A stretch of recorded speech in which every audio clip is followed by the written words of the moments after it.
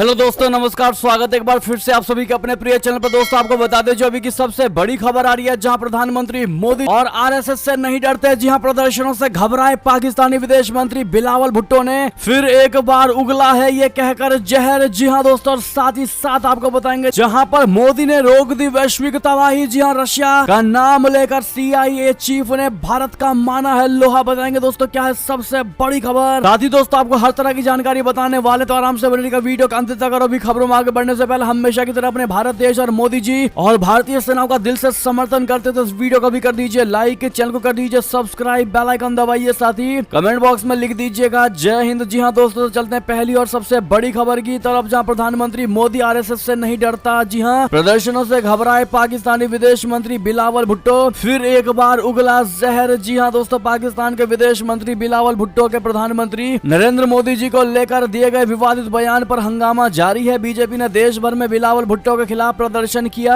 और पुतले भी जलाए। अब इन प्रदर्शनों पर प्रतिक्रिया देते हुए बिलावल भुट्टो ने कहा है कि वे प्रधानमंत्री मोदी और आरएसएस से नहीं डरते हैं। हताश बिलावल भुट्टो ने एक बार फिर से जहर उगलते हुए कहा है कि मेरी टिप्पणी इतिहास के हिसाब से थी और इतिहास को मिटाना काफी मुश्किल होता है। न्यूयॉर्क में पाकिस्तानी मीडिया से बात करते हुए उन्होंने कहा कि बीजेपी या आरएसएस कितना भी विरोध कर लें, वे इतिहास को मिटा नहीं सकते। काश उन्होंने मुझे निशाना बनाने के बजाय अपने ही मुस्लिम नागरिकों के लिए भी विरोध किया होता। पाकिस्तानी विदेश मंत्री ने आरोप लगाते हुए कहा है कि इस नफरत को रोकने की कोशिश करने के बजाय सरकार लोगों को भारतीय मुसलमानों के खिलाफ भड़काती है। जी हां दोस्तों, एक बार फिर से जहर उगलते हुए पाकिस्तानी विदेश मंत्री बिलावल भुट्टो ने कहा कि इन विरोध प्रदर्शनों का उद्देश्य पाकिस्तान को डराना है, लेकिन ये काम नहीं करेगा। उन्होंने कहा कि हम आरएसएस से नहीं डरते हैं, हम प्रधानमंत्री मोदी जी से भी नहीं डरते और न ही बीजेपी से। अगर वे विरोध प्रदर्शन करना चाहते हैं तो करें। इसके अलावा भारतीय विदेश मंत्रालय के बयान के बारे में मीडिया के सवालों का जवाब देते हुए पाकिस्तानी विदेश मंत्रालय की प्रवक्ता मुमताज जहरा बलूच ने एक बयान में कहा है कि विदेश मंत्रालय का बयान पाकिस्तान को बदनाम करने और अलग थलग करने को दिखाता है। उन्होंने कहा है कि पाकिस्तान को FATF की ग्रे सूची से बाहर निकलने से रोकने और पाकिस्तान के आतंकवाद विरोधी प्रयासों की अंतर्राष्ट्रीय मान्यता को रोकने में असमर्थ होने के बाद भारत पाकिस्तान को बदनाम करने और निशाना बनाने के अपने एजेंडे को आगे बढ़ाने के लिए अंतर्राष्ट्रीय मंचों का उपयोग कर रहा है। जी हाँ दोस्तों, यानी कि बार बार भारत को लेकर दोस्तों जहरीला बयान बिलावल भुट्टो की तरफ से दिया जा रहा है और खास करके प्रधानमंत्री नरेंद्र मोदी जी को अपने बयानों में टारगेट किया जा रहा है। दोस्तों, ऐसे में आपको बता दें कि इससे पहले भी जब बिलावल भुट्टो ने भारत के प्रधानमंत्री नरेंद्र मोदी जी और विदेश मंत्री के खिलाफ बयान दिया था दोस्तों, जिसके बाद भारतीय जनता पार्टी ने शनिवार को पाकिस्तान के विदेश मंत्री को लेकर राष्ट्रव्यापी प्रदर्शन किया था। भाजपा कार्यकर्ताओं ने अपने प्रदर्शन के दौरान विभिन्न राज्यों की राजधानियों में नारेबाजी की थी और पाकिस्तान एवं भुट्टो के पुतले फूंके तथा उन्हें विदेश मंत्री करार दिया। उन्होंने पाकिस्तानी विदेश मंत्री से भारत के 135 करोड़ लोगों से माफी मांगने की भी मांग की थी। पार्टी ने कहा कि भारत प्रधानमंत्री मोदी जी पर भुट्टो की असभ्य और अप्रिय टिप्पणी की एक स्वर से निंदा करता है और विरोध जताता है। ऐसे में दोस्तों आप लोग इस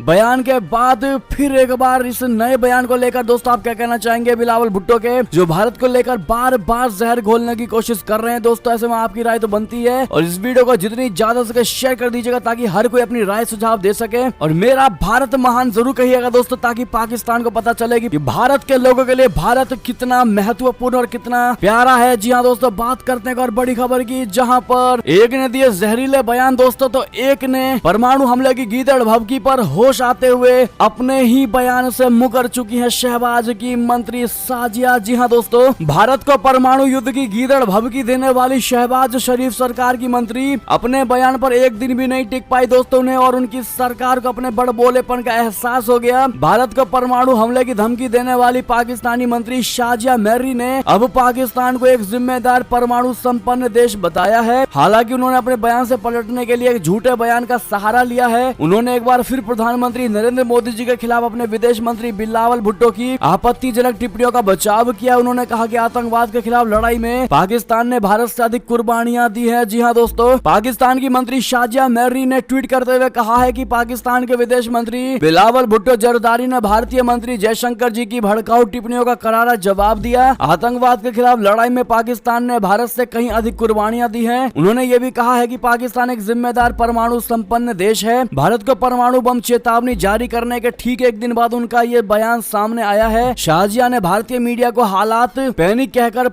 अपना पल्ला झाड़ने की कोशिश की है। जी हाँ दोस्तों, बात करें और बड़ी खबर की, जहां पर भारत से डर रहा चाइना। जी हां, आक्रामक रुख के पीछे असुरक्षा है असली वजह। तिब्बती नेता शेरिंग का बहुत बड़ा बयान। बता दें, तिब्बत की निर्वासित सरकार के राष्ट्रपति पेनपा शेरिंग ने शनिवार को कहा है कि भारत के खिलाफ चीन का आक्रामक रुख उसकी असुरक्षा की भावना का परिणाम है और इसका मकसद एशिया में अपना दबदबा कायम करना है। तिब्बती नेता जम्मू विश्वविद्यालय में बौद्ध अध्ययन विभाग के सहयोग से आयोजित भारत तिब्बत संघ की 2 दिवसीय राष्ट्रीय कार्य समिति बैठक सह संगोष्ठी में मुख्य अतिथि के रूप में मौजूद थे। शेरिंग ने संगोष्ठी से इतर मीडिया से कहा कि भारत के खिलाफ चीन के आक्रामक रुख से उसकी सुरक्षा की भावना जाहिर होती है। चीन का उद्देश्य भारत को रोकना है ताकि एशियाई क्षेत्र में उसके प्रभुत्व को चुनौती देने वाला कोई ना हो। वो 2020 में लद्दाख की गलवान घाटी और 9 दिसंबर को अरुणाचल प्रदेश के तवांग सेक्टर में वास्तविक नियंत्रण रेखा पर भारत और चीनी सैनिकों के बीच हुई झड़पों को लेकर सवालों का जवाब दे रहे थे। उन्होंने कहा कि वे भारत के खिलाफ अकारण आक्रामक रुख रखे हुए हैं, जबकि तथ्य ये है कि इन जगहों पर लोग नहीं रहते हैं। वे भारत सरकार को परेशान करने के लिए इस तरह की कार्रवाई कर रहे हैं। जी हाँ दोस्तों, साथ ही उन्होंने ये भी कहा है कि अगर चीन ये सोचता है कि भारत 1962 की तरह कमजोर है तो वो पूरी तरह से गलत है। भारत ने दशकों में काफी विकास किया है और उसे धमकाया नहीं जा सकता। अगर आप भी दोस्तों शेचिंग के बात का दिल से समर्थन करते हैं तो भारत 1962 का भारत नहीं, ये मोदी का भारत है, 2022 का भारत है। जरूर कमेंट में कहिएगा दोस्तों, और मोदी है तो मुमकिन है कहना मत भूलिएगा और वीडियो को लाइक भी कर दीजिएगा। बात करेगा और बड़ी खबर की, जहां पर रशिया का नाम लेकर CIA चीफ ने भारत का माना लोहा, कहा मोदी ने रोक दी है वैश्विक तबाही। जी हाँ दोस्तों, अमेरिकी खुफिया एजेंसी CIA के डायरेक्टर विलियम बर्न्स ने प्रधानमंत्री नरेंद्र मोदी जी की तारीफ की है। उन्होंने कहा है कि परमाणु हथियारों के इस्तेमाल पर प्रधानमंत्री नरेंद्र मोदी जी के विचारों का रशिया पर प्रभाव पड़ा है। इससे यूक्रेन युद्ध के दौरान एक वैश्विक आपदा को टाला जा सका है। अमेरिकी मीडिया PBS को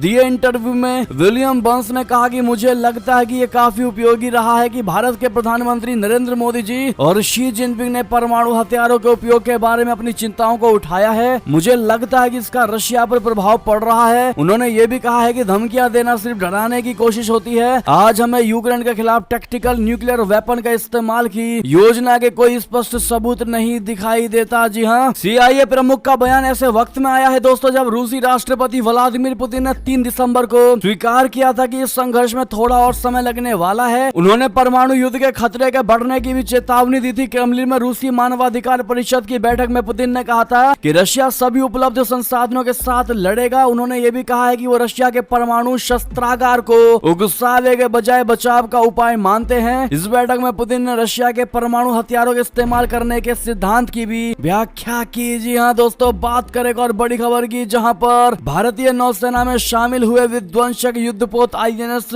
मोरमुगाओ घातक मिसाइल और रॉकेट लॉन्चर से है ये लैस। जी हाँ दोस्तों, P-15B स्टील्थ गाइडेड मिसाइल से लैस विध्वंसक युद्धपोत INS मोरमुगाओ 18 दिसंबर को भारतीय नौसेना में शामिल हो गया। रक्षा मंत्री राजनाथ सिंह ने आज स्वदेश निर्मित विध्वंसक मोरमुगाओ को मुंबई में स्थित नौसेना डॉकयार्ड में भारतीय नौसेना को सौंप दिया। मोरमुगाओ के भारतीय नौसेना में शामिल होने से भारत की ताकत हिंद महासागर में और बढ़ गई। आपको बता दें कि INS मोरमुगाओ कई एडवांस हथियारों और मिसाइलों से लैस है। इसमें आधुनिक रडार और हवा में मारने में सक्षम मिसाइलें लगी हुई हैं। जी हाँ दोस्तों, स्वदेश निर्मित ये विध्वंसक INS मोरमुगाओ कमीशनिंग समारोह में रक्षा मंत्री राजनाथ सिंह ने बोलते हुए कहा कि MDSL द्वारा तैयार ये युद्धपोत हमारी स्वदेशी रक्षा उत्पादन क्षमता का बहुत बड़ा उदाहरण प्रस्तुत करती है। इसमें कोई संदेह नहीं रह जाता है कि आने वाले समय में हम न केवल अपनी जरूरतों के लिए बल्कि दुनिया भर की जरूरतों के लिए भी जहाज निर्माण करेंगे। रक्षा मंत्री ने कहा है कि INS मोरमुगाओ भारत में निर्मित सबसे शक्तिशाली युद्धपोत में से एक है। ये भारत की समुद्री क्षमता में बढ़ोतरी करेगा। जी हाँ दोस्तों, बात करेगा और बड़ी खबर की, जहाँ पर चीन से तनातनी के बीच सेला दर्रा सुरंग का तेजी से निर्माण कर रहा BRO जुलाई 2023 तक हो जाएगा पूरा। बता दें इसकी बहुत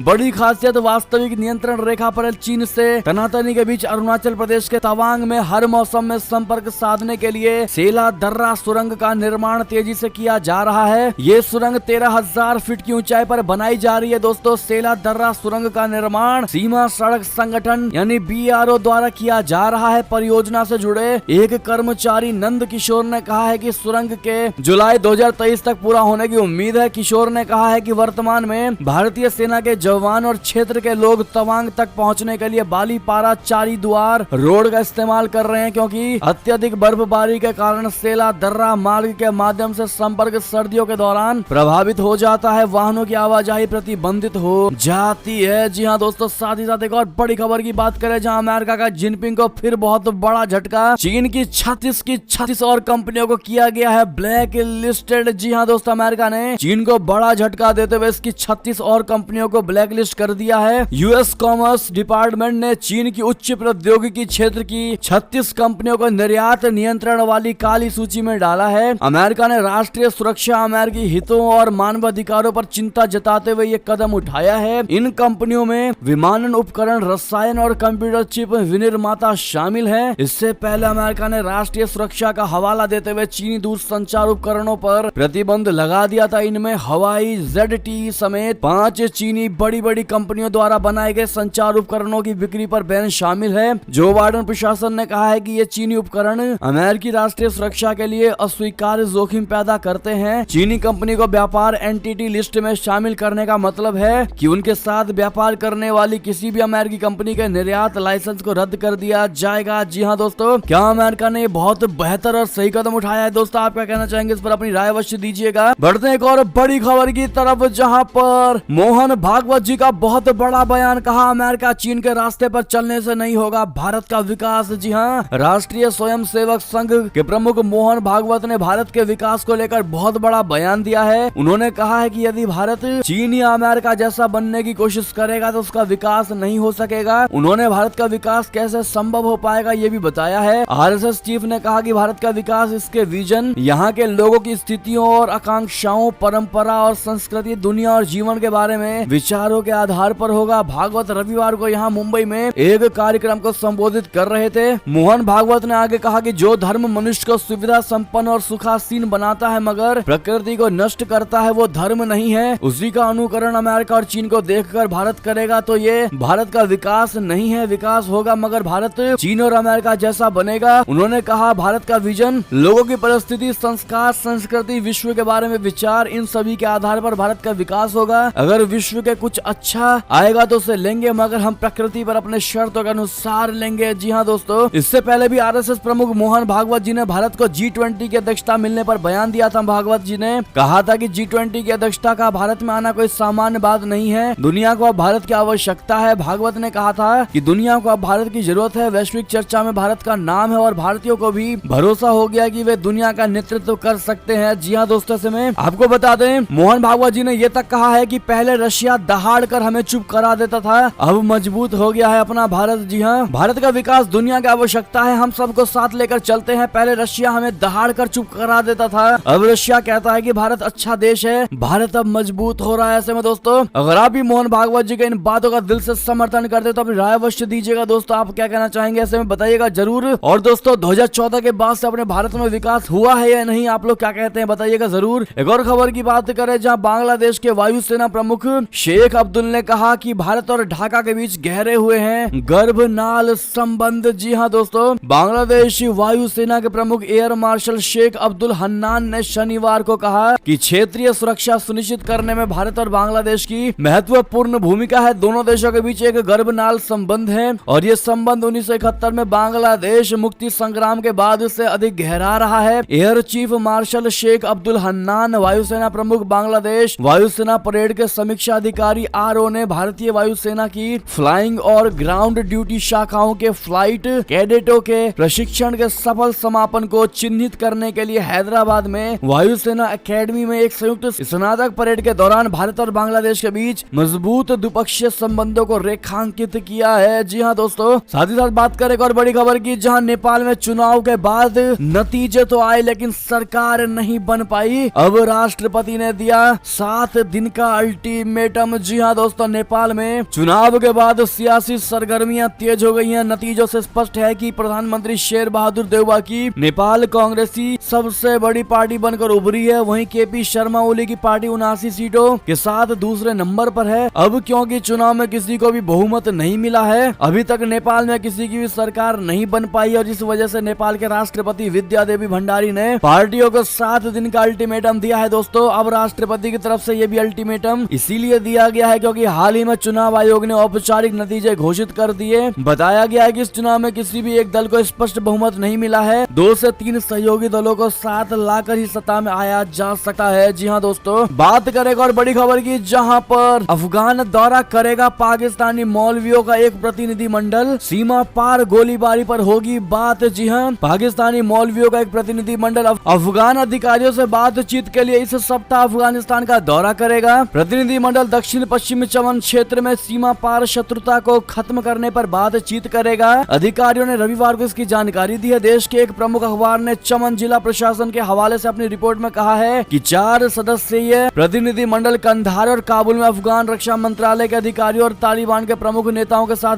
बैठक करेगा। उन्होंने कहा कि प्रतिनिधिमंडल के जाने से पहले पाकिस्तान अफगानिस्तान सीमा पर सुरक्षा बलों की फ्लैग मीटिंग को स्थगित कर दिया गया है। खैबर पख्तूनख्वा प्रांत के चमन शहर के पास सीमा पार से गुरुवार को ताबड़तोड़ फायरिंग हुई, जिसमें एक व्यक्ति की मौत हो गई थी जबकि 11 अन्य व्यक्ति घायल हो गए थे। एक सप्ताह के भीतर यह दूसरी घटना थी। पाकिस्तान ने सीमा पार से फायरिंग की घटनाओं की निंदा करते हुए अफगान उप प्रभारी को तलब किया। इसके बाद पाकिस्तान और अफगानिस्तान के तालिबानी शासकों के बीच तनाव बढ़ गया है। जी हाँ दोस्तों, बात करें एक और खबर की, जहां पर भारत श्रीलंका अगले महीने शुरू करेंगे इन बंदरगाहों के बीच नौका सेवा। सरकारों में बनी सहमति। जी हाँ, भारत श्रीलंका जाफना जिले के कांके संथुराई बंदरगाह पर पुडुचेरी के बीच जल्द ही नौका सेवा शुरू करने वाले हैं। मीडिया रिपोर्ट्स की माने तो सेवा अगले महीने शुरू हो जाएगी। श्रीलंका के बंदरगाह नौवहन और नागरिक उड्डयन मंत्री निमल सिरिपालाडी सिल्वा ने कहा है कि अगले साल जनवरी के मध्य में नौका सेवा शुरू की जाएगी। भारत सरकार ने इस सेवा के लिए सहमति दे दी है। जी हाँ, मंत्री ने कहा कि बड़ी संख्या में भारतीय नागरिक जाफना प्रायद्वीप में व्यावसायिक गतिविधियों में लगे हुए हैं और इस तरह के जुड़ाव से नई सेवा से विदेशी राजस्व का एक बड़ा हिस्सा उत्पन्न होने की उम्मीद है। ये भारत आने वाले बौद्ध तीर्थ यात्रियों के लिए भी बहुत सुविधाजनक होगी। आगे कहा गया है कि दक्षिण भारत से श्रीलंका के त्रिंकोमाली और कोलंबो तक यात्री परिवहन सेवाएं भी शुरू की जाएंगी। जी हाँ दोस्तों, बात करें और बड़ी खबर की, जहाँ पर इतनी सख्त ट्रेनिंग की बिगड़ने लगा चीनी सैनिकों का मेंटल बैलेंस। भारत से हुआ युद्ध तो कैसे जीतेगा चाइना, बता दें। हाल ही में अरुणाचल प्रदेश के तवांग में चीन की पीपुल्स लिबरेशन आर्मी यानी पीएलए के सैनिकों की पिटाई की खबरें आई थी और इन सैनिकों को उस समय भारतीय सैनिकों ने पीटा जब वो भारत की सीमा में दाखिल होने की कोशिश कर रहे थे। शारीरिक तौर पर चीनी सैनिक कितने मजबूत हैं ये तो बात